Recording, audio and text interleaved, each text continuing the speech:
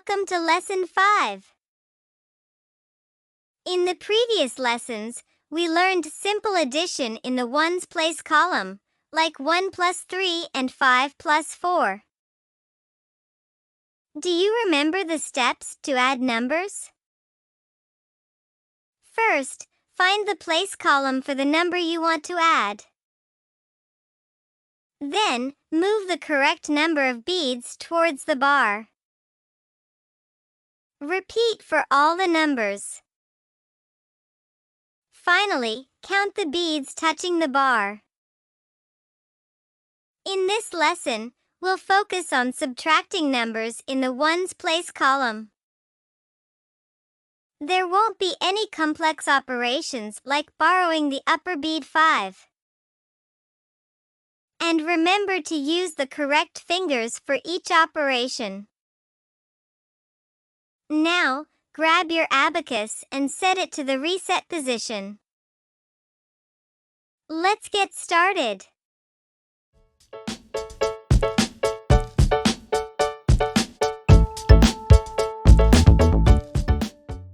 Let's subtract 3 minus 2 on the abacus. First, look at the first number, which is 3. Remember, we always start by adding the first number, even if there's no plus or minus sign. Since 3 is a single-digit number, add it in the ones place column by moving 3 lower beads up towards the bar. First number done. Now, look at the second number, which is 2. It's also a single-digit number. So, subtract 2 in the same ones place column by moving 2 lower beads down away from the bar. How many beads are touching the bar? There is 1 lower bead touching the bar. Therefore, the answer is 1.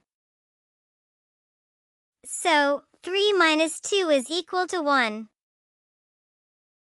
As you can see, we subtract numbers by moving the beads away from the bar. Did you understand how subtraction works on the abacus? Did you use your pointer to subtract 2? Now, let's try the next example. Let's subtract 8 minus 5 on the abacus.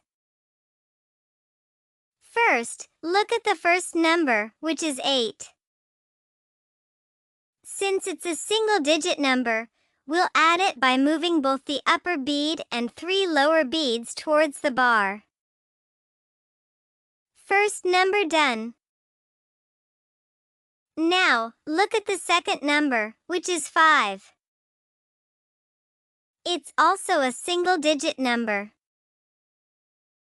So, subtract 5 in the same ones place column by moving the upper bead away from the bar. How many beads are touching the bar? There are 3 lower beads touching the bar. Therefore, the answer is 3. So, 8 minus 5 is equal to 3. Did you use your pointer to subtract the upper bead 5? Now, let's try the next example. Let's subtract 9 minus 6 on the abacus. First, look at the first number, which is 9. Since it's a single-digit number, we'll add it by moving both the upper bead and 4 lower beads towards the bar. First number done. Now, look at the second number, which is 6. It's also a single-digit number. To subtract 6, move 1 lower bead away from the bar and then move the upper bead away from the bar. How many beads are touching the bar? There are 3 lower beads touching the bar. Therefore, the answer is 3. So, 9 minus 6 is equal to 3. When subtracting numbers like 6, 7, 8, and 9 that use both the upper bead and lower beads, follow these steps.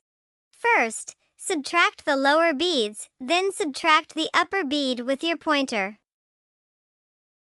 If you're comfortable, you can move both the upper bead and the lower beads at the same time using your thumb and pointer.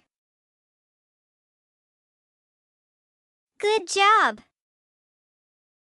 I hope you now understand how to subtract numbers on the abacus. Remember these steps, just like with addition. First, find the place column for the number you want to subtract. Then, move the right number of beads away from the bar. Repeat for all the numbers. Finally, count the beads touching the bar. In this lesson, we focused on subtracting numbers in the ones place column.